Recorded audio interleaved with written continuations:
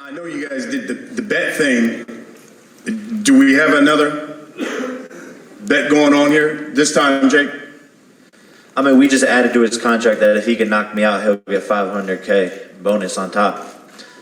So that's that. I don't need nothing. I already got everything. Does that? I just bet I beat his ass. That's my bet. I'm a eat your ass. I mean, I'm a beat your ass. I'm not falling for that. You want them? Nah, fuck. Luckily, we're on Showtime. It's okay. It's okay.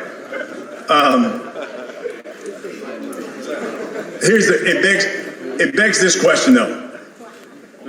I'll start with you, Tyron. I rewatched the fight, and I think the question a number of people come away with was, fourth round, you almost knocked this man in the front row. Why didn't you finish him?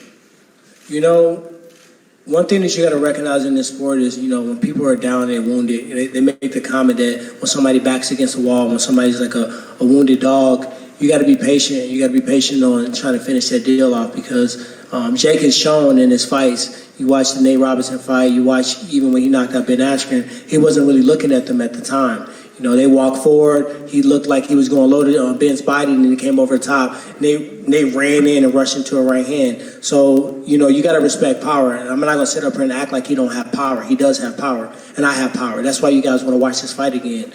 So when I was looking at that, I actually punched him into, he was under the first rope, land on the second rope, hooked on the third rope, and sitting on the fourth rope.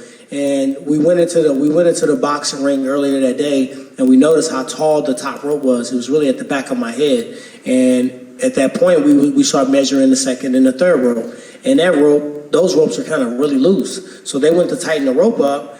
And to be honest, when I punched him, he actually sprung back into the ring based upon the second and third rope. So when I was going to punch him for the second time, you know, I don't go out there and cry over spilled milk. Like Jake said, he had an injury. Most fighters fight with injuries. You train your ass off. Most of the injuries come into training. And when you sign a contract and you walk in there, you don't cry fit. You don't go in there and complain about it. If you win, you win. If you lose, you lose. You don't make excuses afterwards. But when he came back in, I was trying to punch him again. I actually wrapped around his back. And I felt like my elbow was a little bit of hyperextended. So I said, Tyron, walk him down. Get in his face. You're in better shape. He's backing up. And I was punching and trying to make him punch back so I can counter punch him. But I really didn't feel like it was time for me to just go in there with an avalanche of punches. He was hurt, but he wasn't to the point where he was dangling around and his legs were shaking. So hindsight is 20/20. I could have went in there and threw a barrage of punches, and he could have came with that right hand that we saw. He could have came with the left hook.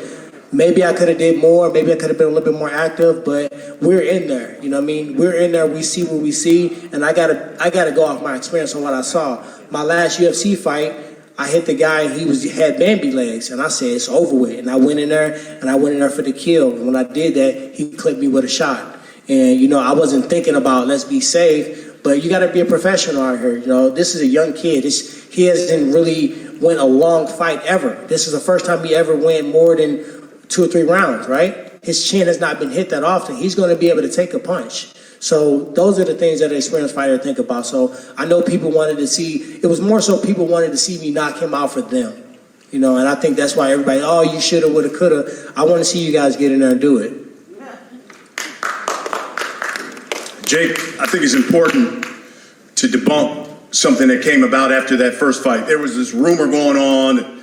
There was a clause in the first fight that you couldn't be knocked out. And that was the reason why Tyron didn't go for the knockout in the fourth round after he took out. But you just said there's an extra $500,000 if he does knock you out. Tell me why you said, okay, let me up the ante. I guess my career has just become shutting people the fuck up. And this is just another version of that. So, up the ante, prove that there's no knockout clause. The fact that people think that they're idiots, and I'm willing to put money on it. That's it. I appreciate the half a bag. I'm going to throw in some crypto. Does that put any more pressure on you to try to get the knockout?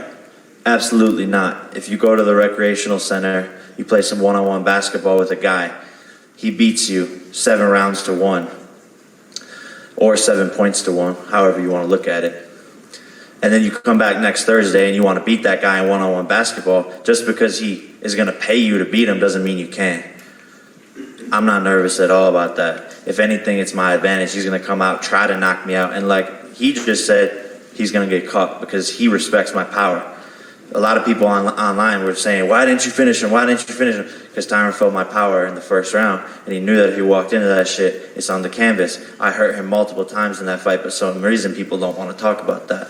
When did the referee ever come towards my way to save my life?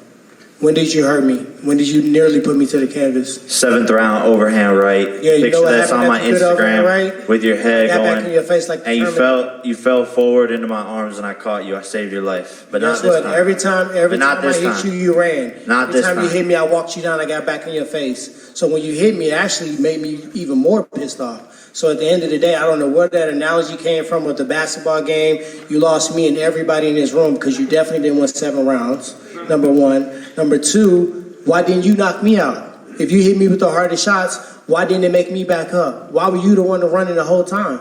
So it begs the question, and we'll wrap it up with this. Let him answer that. I said, no, 100%. I didn't hit you with my best shot. And that's the beauty of this fight coming in. And that's why I'm Why so didn't you? confident. What was you I didn't saving hit it you with for? my best shot. It was a bad night and I still beat you. It was a Plain and bad simple. night? And you should be embarrassed by that because I beat you on a bad Saturday's night. gonna be a bad and my night. first time going 8 rounds. That was First time that was a getting Christmas hit by a gift. 10-ounce glove. August So- 29th was a Christmas You gift. don't know. How December about 18th, this? You don't know Saturday what's night is Hold gonna on, be a bad hold on. night. We'll wrap it up. How will you be different this time around? You'll see. Enough with the talking. We're 2 days away. Everyone can tune the fucking showtime.com/pay-per-view. Fucking be there. Otherwise, you're missing out on one of the greatest fights ever. Thank you. Tyron, how will you be different? I don't need to be different. I just need to go out there and get it done this time. I needed more time the last time. This time I'm getting some extension to that last fight, so I'm going to get the round done. This is the round 9 to me.